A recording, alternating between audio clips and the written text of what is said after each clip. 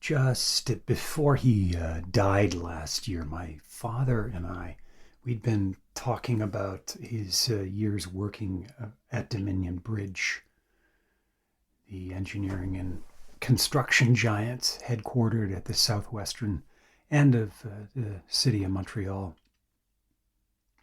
And he remembered that he had this secretary from the Kahnawake Reserve across the St. Lawrence.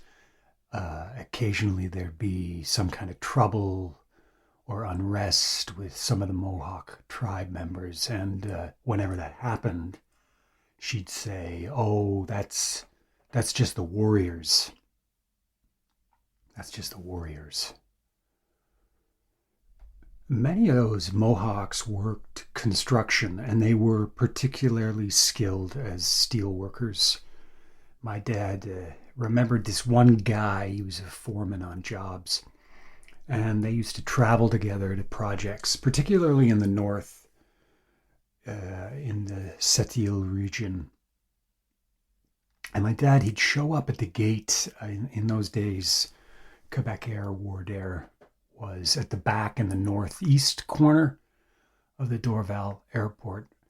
And there'd be this foreman with his canoe, like a full canoe. And it'd be that way for most out-of-town jobs. The canoe would travel everywhere with this Mohawk foreman. They'd load the canoe into the hull of the plane, and off they'd go. I'm gonna begin this week by mentioning something that's been in the news, and no, it's not the body found in a suitcase. That's not my style, though. That does appear to be happening a lot lately in the Toronto area.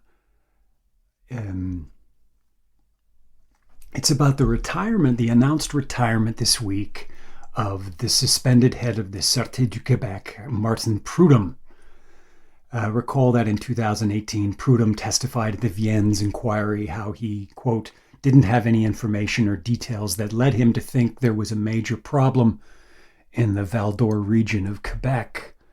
When asked if he'd heard about how SQ officers had taken intoxicated Indigenous people on starlight tours, Prudhomme responded that he had never heard of such a practice before in his life. Prudhomme was removed as director of the Sûreté du Québec in 2019 for committing a possible ethical breach related to leaks in information. His confidentiality agreement, it was announced this week, with the Quebec government allows him to retire without making any comments on matters related to this ethical breach. And the Quebec government was quick to double-stitch the silence by withdrawing the request addressed to the Public Service Commission to hold an investigation and report on Mr. Martin Prudhomme, Director General of the Sûreté du Québec. And thus, the whole matter of possible corruption with the force was quietly swept sur le tapis fin. C'est complète. There are two stories I've been reluctant to tell about Quebec injustice. One concerns the 1989 mass murder of 14 women at École Polytechnique in Montreal. The second is the 1990 Kahnawake resistance, also known as the Oka crisis. Both events have seen plenty of coverage. There's a ton of work on these events. And in the case of Oka, I can't see doing a better job telling that story than what the filmmaker Alanis Obatsewin achieves in many of her documentaries on the affair. And anyway, in my opinion, you cannot tell the story of the Kahnawake resistance, the Oka crisis, without first understanding what happened to David Cross. This today is an old story, It's another kick in the ribs brought to you courtesy of the Quebec Police Force. It's going to feel very familiar and possibly contemporary to you. It's got a lot of your favorite players. Jean-Claude Bernheim is in there, that crazy cat Frank Chouffy. We've got the Justice Minister Marc-André Bedard. Cops and car chases. This is Who Killed Teresa. And I say to myself, it's wonderful, wonderful, oh, so wonderful, my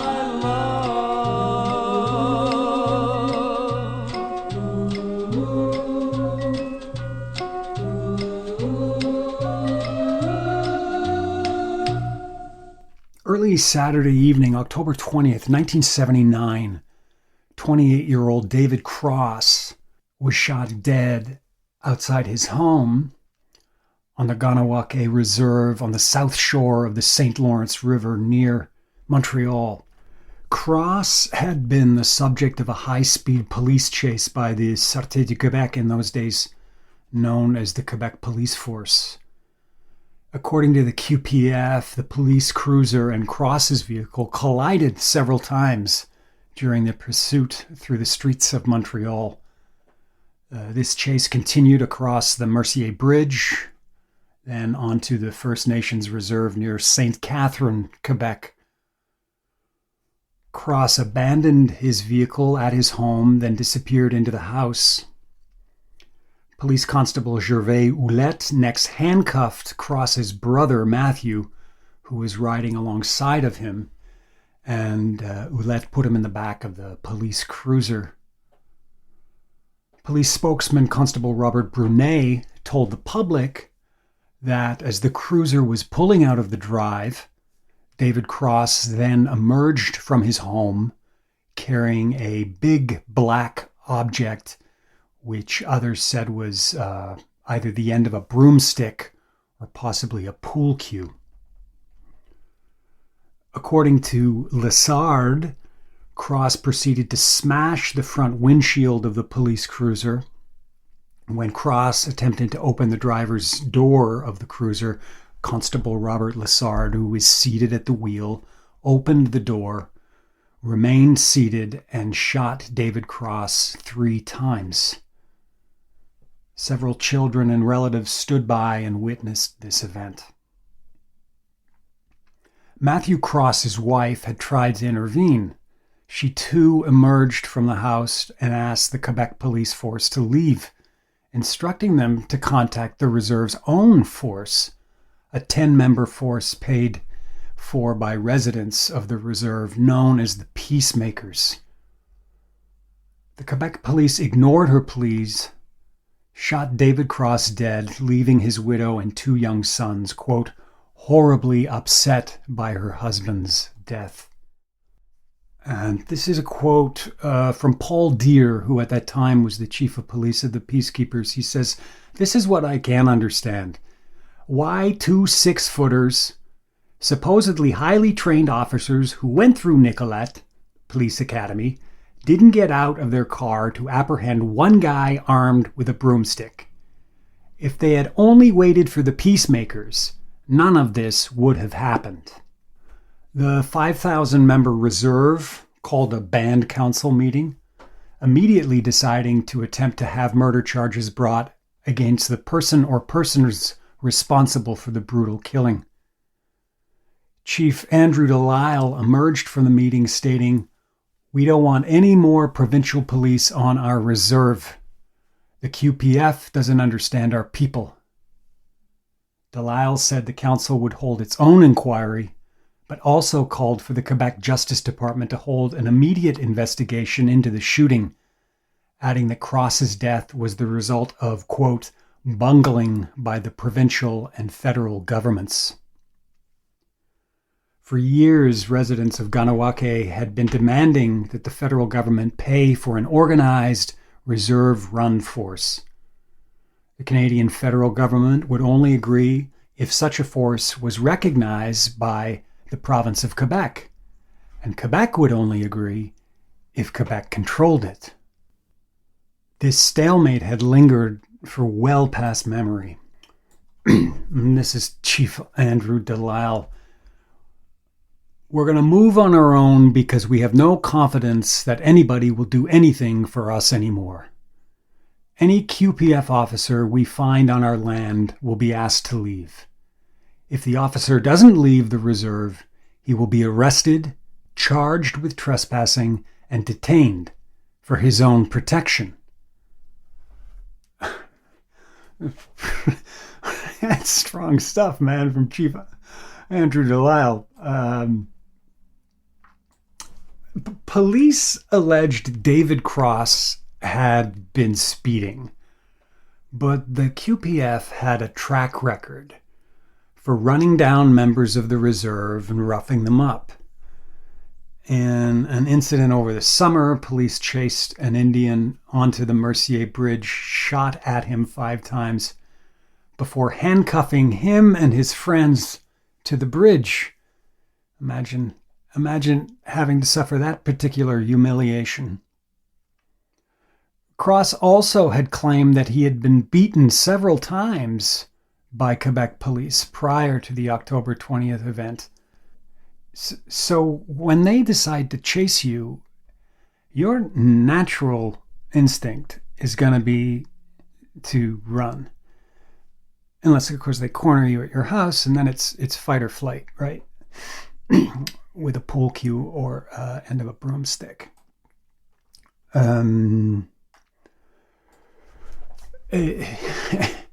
not a gun. By midweek, Premier René Lévesque was brought into the act, ordering a coroner's inquest into the matter, but stopping short of requesting an inquiry into QPF Indian relations, saying Cross's death was an isolated incident and did not reflect, quote, generally peaceful relations with Indians in Quebec.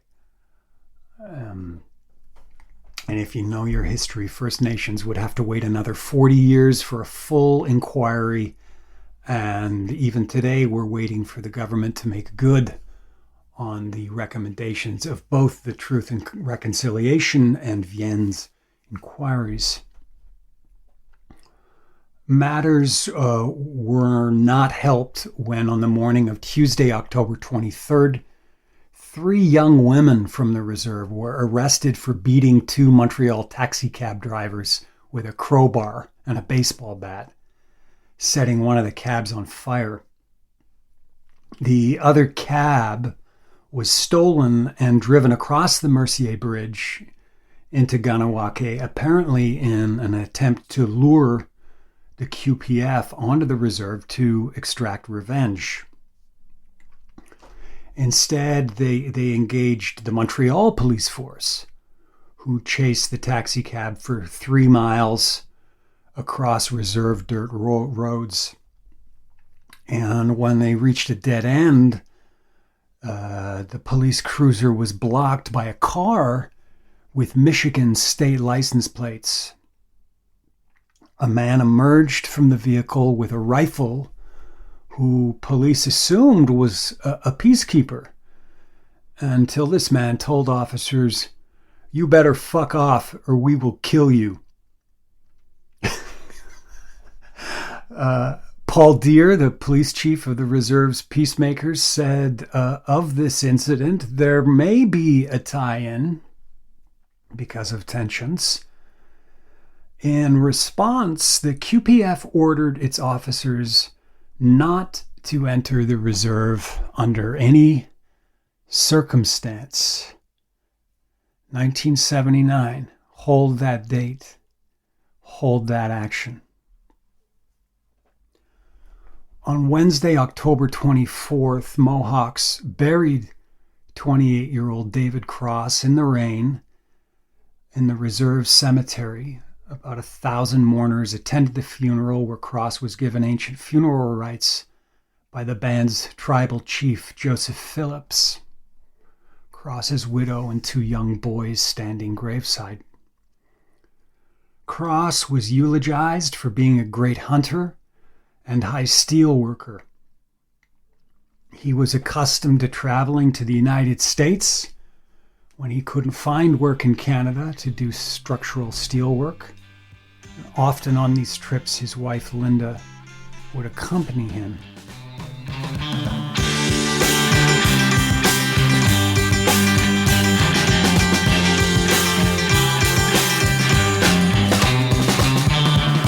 Big sky looked down on all the people looking up at the big sky.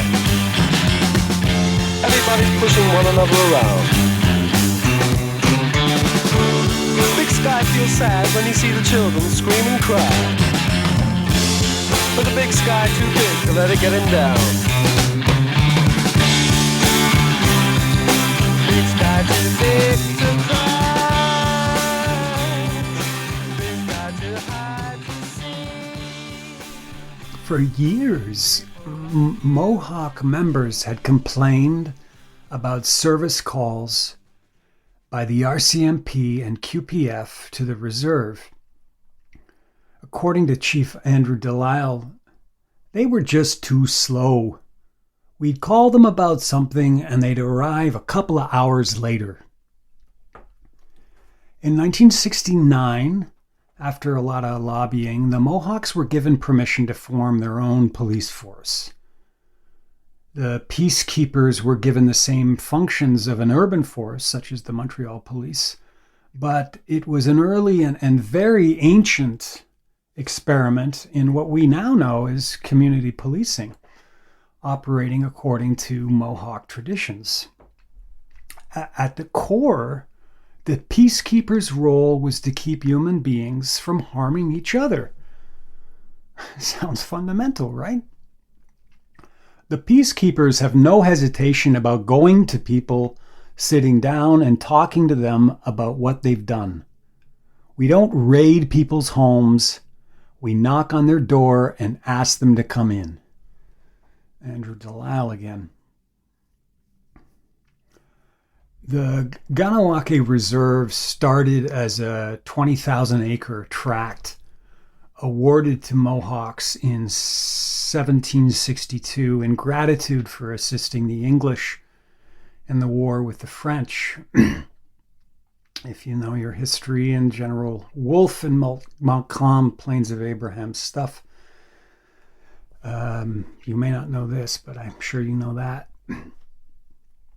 Over 200 years, that land had been whittled back to about 12,500 acres as Canadians needed more land for bridges, for railways, for seaways. And often this came in exchange for things like jobs, like steelwork. But you can imagine, I'd be pissed too if somebody was constantly gnawing away at what was mine. By November 1979, talks were underway for the coroner's investigation ordered by Quebec Justice Minister Marc-André Bedard. The Kahnawake Band Council insisted the inquiry be held on Mohawk land, while the QPF maintained it should be conducted where coroner's inquests are always held at the headquarters at 1701 Rue Parthenay. There's no conflict of interest there, right? The coroner's office is in the same building as the police headquarters. No, there's no conflict whatsoever. What are you talking about? If you want something from the coroner, right, then you're on the 8th floor in investigations, you just go down to the 2nd floor where the coroner is and you ask him for what you want. Further delays with the inquest were anticipated when Quebec civil servants, which included court clerks, threatened a general strike later in the month. So the one thing in this era Quebec's famous for, it's their wildcat walkout strikes. Jean-Claude Bernheim of the Quebec Civil Liberties Union urged the Justice Minister to keep the QPF out of the Cross inquiry. After it was revealed the QPF officer Marcel Lacoste, himself a player in the Richard Blass affair, in which the Montreal gangster was shot 27 times by police, that it would be Marcel Lacoste permitted to investigate the shooting on behalf of the inquest. This is Jean-Claude Bernheim. The choice of Lacoste as an inquirer into the Cross affair is unjudicious, given that this same policeman was implicated directly in the event which led to the death of Richard Blass, January 24th, 1975. The overall situation only worsened when on November 9th, Fernand Giroux, one of the cabbies attacked in the retaliation incident, died at the Royal Victoria Hospital as a result of his wounds. 400 taxi drivers attended Giroux's funeral in La Salle, passing the collection plate for his family. Father Léon Lajoie asked for forgiveness and urged the gathering to pardon those who didn't know what they were doing. 3 young women were being detained for the murder of Giroux. At the coroner's inquest, QPF Constable Robert Lessard testified, quote, "At no time did I want to kill that man." Lessard stated that the car pursuit began when Cross's Chrysler passed the Ville Saint-Pierre interchange near La Salle. His partner, Gervais Ouellette, put on his flashers and siren, and they managed to pull alongside the vehicle as it crossed the Mercier Bridge, at times at speeds of 140 kilometers an hour and a 70-kilometer zone. Lessard rammed Cross's Chrysler several times, almost forcing them into oncoming traffic, but was unable to slow the vehicle. The driver of the vehicle gave him the finger and shook his head, indicating he had no intention of stopping, Lessard testified. He went on to say that he shot Cross twice in the stomach, once in the chest, when Cross opened the cruiser door and lunged at my face, though there had also been testimony that Lessard failed to warn the victim before firing his weapon. 9 witnesses also testified that Cross made no attempt to open the driver's side door of the police vehicle. The shots were fired in rapid succession, with one witness exclaiming, "The dirty bastards shot David." Lessard then exited the vehicle, waving his gun in front of women and children, and shouted, "You're a bunch of crazy people." Matthew Cross testified that his brother was simply trying to get him out of the back seat of the squad car. As David Cross lay dying in the mud, Lessard called for backup rather than an ambulance.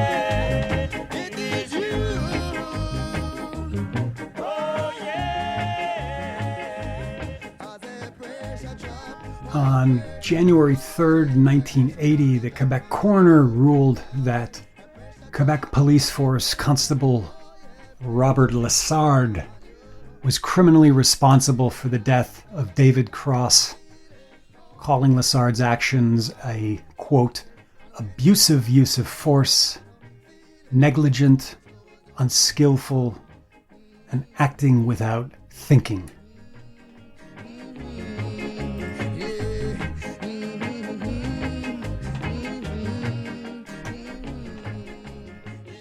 David's widow, Linda Cross, said, "It's no victory for us yet.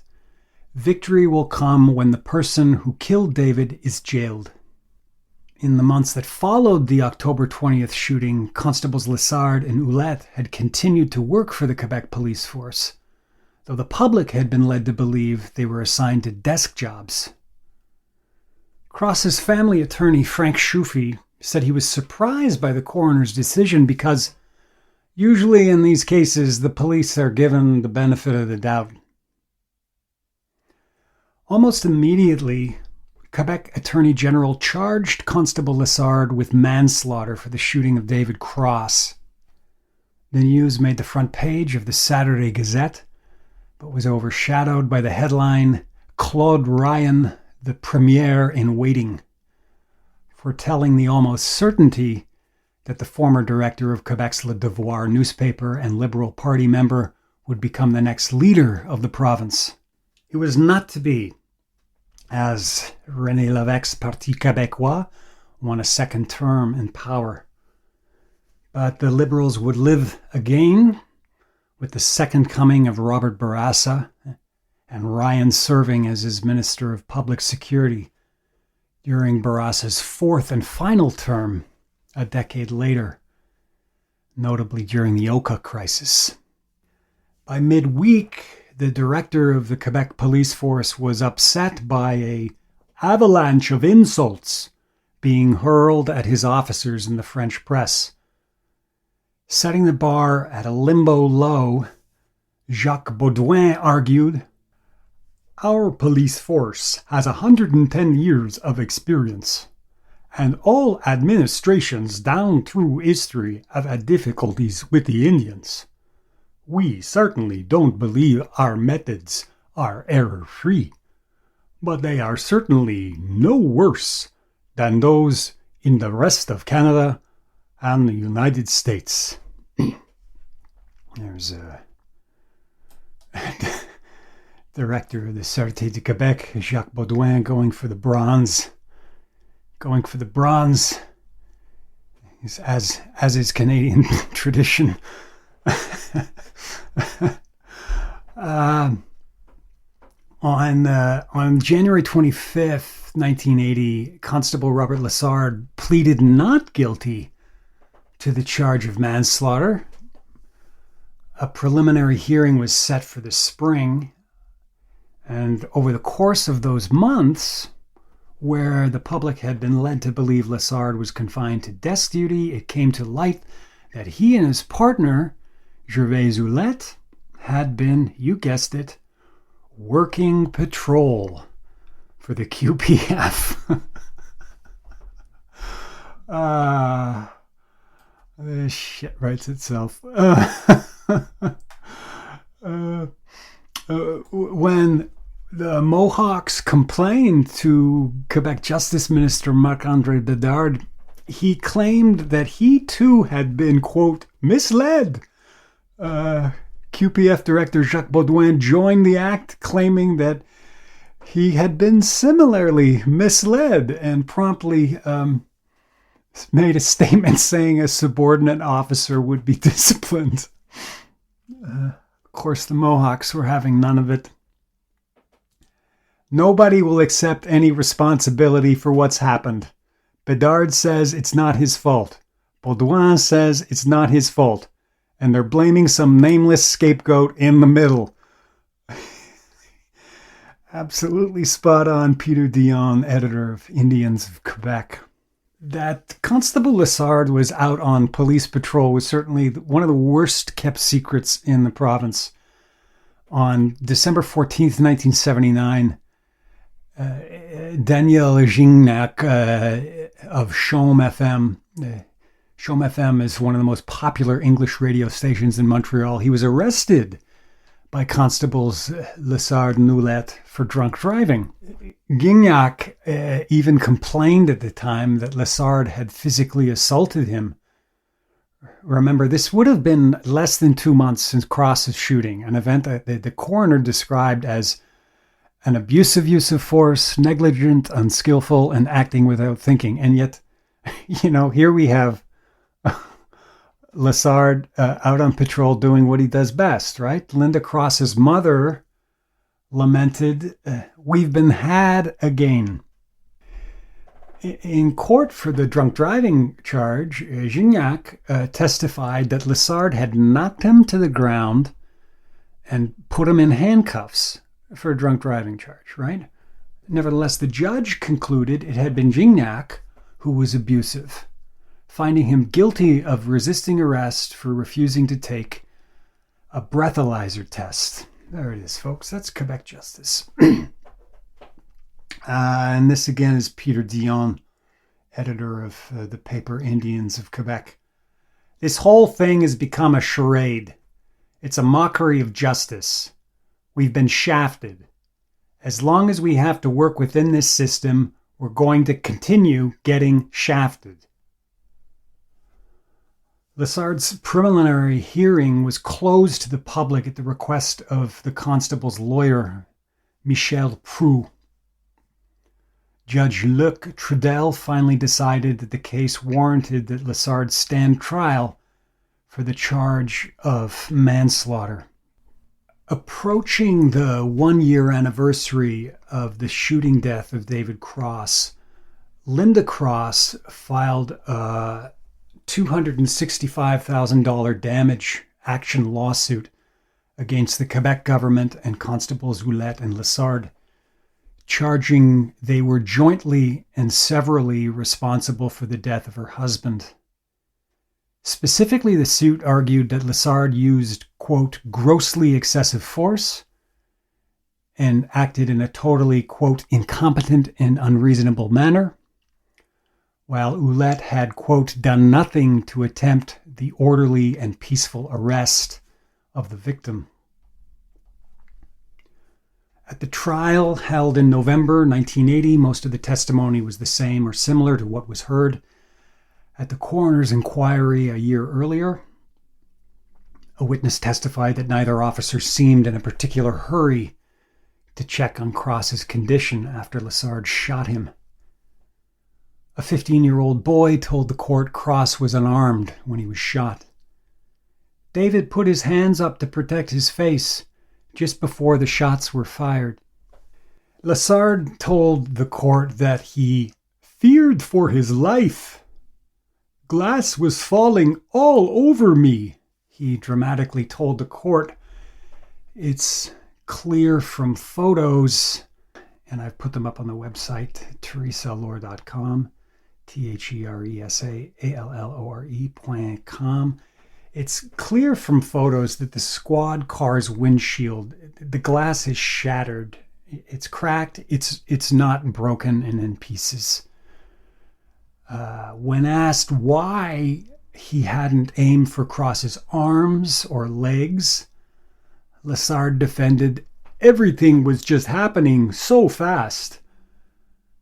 The Quebec Superior Court jury found Robert Lessard, not surprising, not guilty of the shooting death of David Cross. Lessard wept at the reading of the verdict, later telling the media, "I want to stay on the force. I still want to be a policeman and serve the public.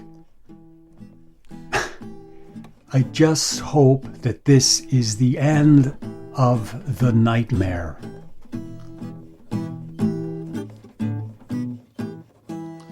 I ain't going down dirt road by myself.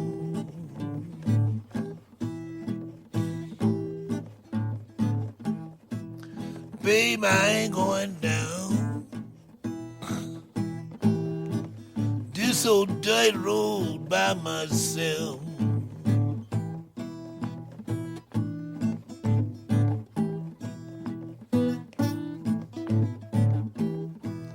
If I don't carry you, baby,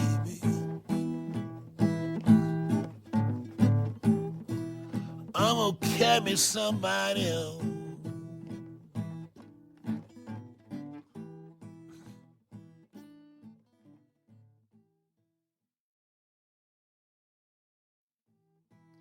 Well, darling, you don't know the day I've been. A long, lonesome day.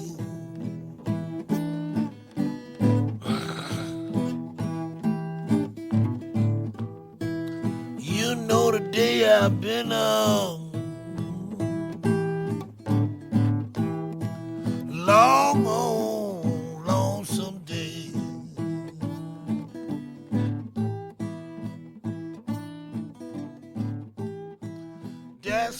The Mohawks assured the public there'd be no reprisals. At the same time, the Kahnawake Band Council threatened to erect toll booths on highways passing through their reserve to raise money, they argued, that was owed to them by the federal government. A spokesman for the QPF made a statement that, "We have nothing more to say about it. The matter is finished, dead and buried as far as we're concerned." Constable Lessard claimed innocence until the end, with all the major forces of Quebec public safety backing him up. By contrast, the 3 young Kahnawake women charged with manslaughter for the killing of that Montreal taxi driver, which can be interpreted as a protest action in response to the cross-killing, pleaded guilty and were sentenced to jail terms ranging from 4 to 7 years. 4 years later, Matthew Cross sued officers Lessard and Ouellette, arguing that his arrest, detention, and treatment was illegal and unjustified and constituted an abuse of power. A judge ultimately ruled that the QPF constables, by 1984 referred to as Sûreté du Québec officers, were blameless, but not the detention center officials at Parthenay. I believe Matthew Cross was awarded $3,000. In the summer of 1989, Michel Proulx, the lawyer who had defended Constable Robert Lessard, was sworn in as a judge to the Quebec Court of Appeal. For almost a decade, police did not openly enter the Kahnawake Reserve land. As a side note, this is why, a couple of years ago we talked about the case of Helen, the young woman who disappeared. Her car was found at the bottom of the St. Lawrence near St. Catherine. St. Catherine borders the Kahnawake Reserve. And when she initially went missing, one of the things that I found curious was in the search for her, they focused on and everyone was involved, the RCMP, Sûreté du Québec, the local St. Catherine's force. Of course, we later learned that it was a police officer who was the chief suspect in her death. But the initial investigation focused on anywhere but the Kahnawake Reserve. Their patrols avoided the reserve, and I never quite figured this out. Well, that case, the disappearance of Helen Urtubis, that's 1994, right? So it's like 15 years after the murder of David Cross. It's 4 years after Oka. Police were not going to come within a stone's throw of the reserve at that point. But in December 1989, reserve members charged that undercover Sûreté du Québec officers infiltrated a Kahnawake high-stakes bingo hall, preparing for the arrest of a busload of departing participants. So that's 89. And then the following summer, we have the Oka crisis, the resistance, which unfolded in Kanesatake territory. The standoff, just briefly, the standoff between Mohawk warriors and the Canadian Armed Forces, RCMP, and Sûreté du Québec lasted 78 days and began when the town of Oka tried to expand a municipal golf course into a Mohawk burial ground and other sacred land known as the Pines. So the town had a 9-hole golf course. They wanted an 18-hole golf course, and they wanted the Mohawk land. The Canadian government, after a long story, ruled eventually that the conflict was rooted in a centuries-old land dispute and fueled by racism. One Mohawk elder who was a World War II veteran and one Sûreté de Québec officer lost their lives in that struggle. To this day, no one knows for sure who lit the match, who gave the order to deploy the Sûreté de Québec police to Mohawk land. Was it the SQ director Robert Levine, or the Minister of Public Security Claude Ryan, or the Premier himself, Robert Bourassa? With all that has been, all the ink that has been spilled on the Mohawk crisis, for me, that is the crux of the matter.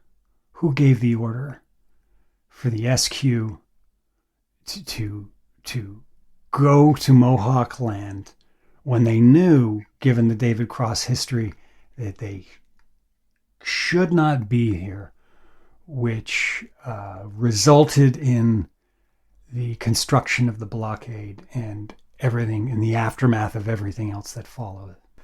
In the 1990s, Robert Lessard appears to have continued to work for Quebec law enforcement. He got his wish. In the spring of 1991, Robert Lessard was investigating a robbery of $90,000 worth of computer equipment from a West Island manufacturing company on behalf of the Montreal police force. Later that summer, this same Robert Lessard helped break up a heroin deal in Saint Laurent, and then an extortion scam at a shopping mall in Côte-Vertu. The COVID health crisis, I think I once promised never to mention it, but that day has passed, friends. That day has passed.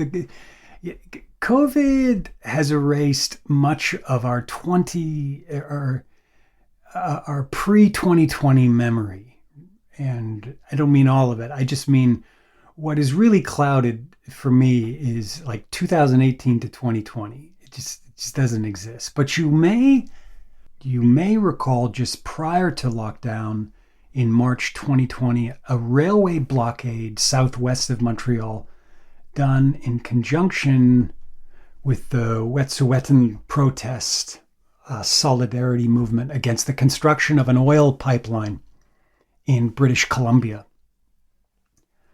Similar to the 1990 blockade of the Mercier Bridge, Kahnawake protesters blocked freight and commuter trains trying to cross their territory. By late February, the blockade had gone on for 3 weeks, and frustrations were mounting. And this time, the matter was in the hands of the Kahnawake peacekeepers.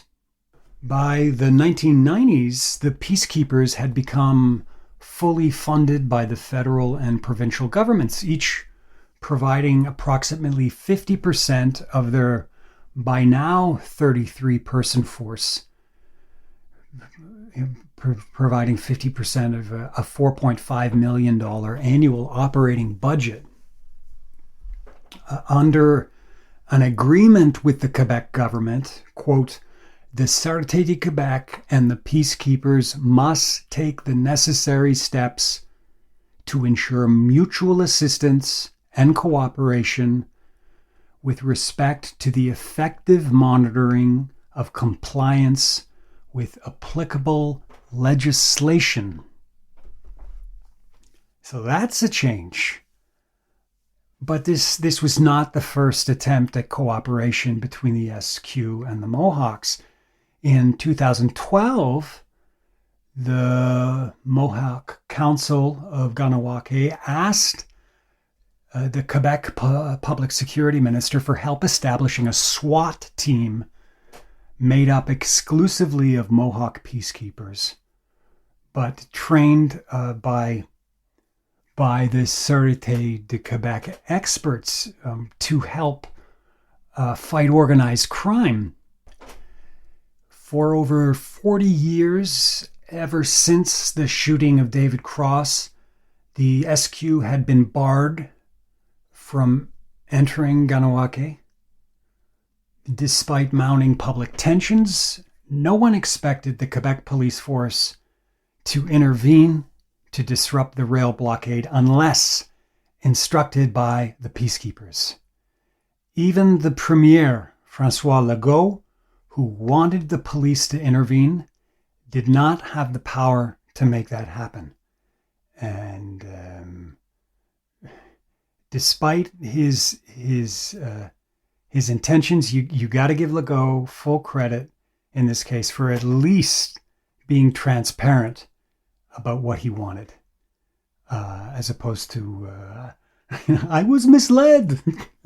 Who fired the first shot? At least he was transparent. And in March 2020, the Kahnawake blockade ended peacefully.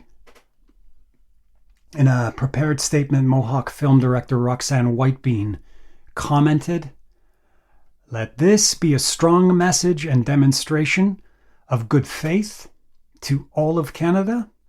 We prefer a peaceful resolution and demand that Indigenous peoples' rights be respected." It's rare that you find these, but I found on the I believe it's the 5th anniversary of his death, the family of David Cross posted a memorial in the paper, and it simply reads, "In loving memory of David Cross, who passed away October 20th, 1979. Death always comes too soon when it takes away someone so loved by so many. In an instant, a brother, father, husband, son, and a friend died. Our memories keep alive his spirit, his special views of life, and his still warm smile. Sadly missed and always remembered by Gloria, Patrick, Matthew, Madeline, Vincent, Linda, sons Brandon and Davy, and mom and dad." 1979 must have been some kind of year for Minister of Justice Marc-Andre Bedard. He was under attack. He was on his heels. In July, there were the murders of Chantal Dupont and Maurice Marcel, thrown from the Jacques Cartier Bridge. You had Jacques Dury, the father of 13-year-old Diane Dury, murdered in 1975, petitioning Bedard to transfer the case from Longueuil to the SQ. Allo police headlines were screaming 228 rapes in the province year to date. Nicole Gaudreau was murdered that summer in Montreal. Edmund Turcotte was back in court concerning the 1975 murder of Diane Thibault. Then just when it appeared things had settled down, when you're coming into the clear, along comes this constable, this reckless tool who shoots a Mohawk. That then later he has the nerve to tell the public that he'd like to remain in law enforcement. And of course, the prelude to all of these events was the discovery in the spring of 1979 of the body of Teresa Allure. Police, I suspect, hoped since her disappearance the prior year that she would turn out to be a runaway, but SQ Inspector Roch Gaudreau anticipated the tragedy when he predicted her body would eventually be discovered after the snow melted. This completed the trilogy of murders in that era and evidenced the possibility that a serial murderer had stalked the eastern townships. By 1979, serial murder, it appeared, was on the decline in Quebec. But what did not change was a consistency of incompetence from all the components of the Quebec justice system. This is Who Killed Teresa. If you like the podcast, you can follow us on social media. We're on Instagram, Twitter, Facebook, other platforms. You can listen to us on Spreaker, iTunes, Spotify, Amazon Podcasts, and all kinds of other platforms. I should announce this. It's the responsible thing to do, but it's fairly obvious, I think, at this point. If you are intending to go to CrimeCon UK, have yourselves a ball, but I will not be joining you. I'd hate for the three passionate listeners to show up and find, to their surprise, that I'm not there. I've informed the organizing team of CrimeCon UK that I will not be there, so that they will do the responsible thing and take down notices that I'm coming. I don't see that they've done that yet, so I feel compelled to let you know that I will not be in London, England at the end of the month. For a variety of reasons, all of which you can, I think you can figure out for yourselves. But briefly, it's a lot of cash and a lot of distance to travel for what now has become a limited event with limited participation. That was not the initial promise and expectation, and I don't see the return on investment in my attending. Let's just leave it at that, I think, is the best way to say it. Again, there's all kinds of things going on, and none of which I can tell you. I know, what a big fucking tease that Allure character is. Them's the breaks, that's the way it goes. When I know something, I'll let you know. I think that's enough for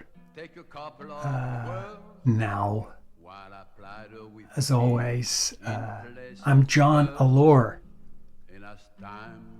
This is Who Killed Teresa. Have yourselves a great day. But it's a long, long while from May to December, and the days grow short when you reach September, and the autumn weather turns the leaves to flame. I haven't got time for the waiting game, and the days turn to gold as they grow few. September, November, and these few golden days I'd share with you. These golden days I'd share with you.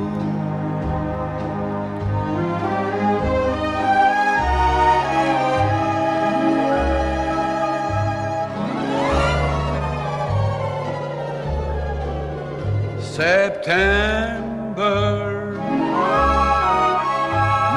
November, and these few vintage years I'd share with you. These vintage years I'd share with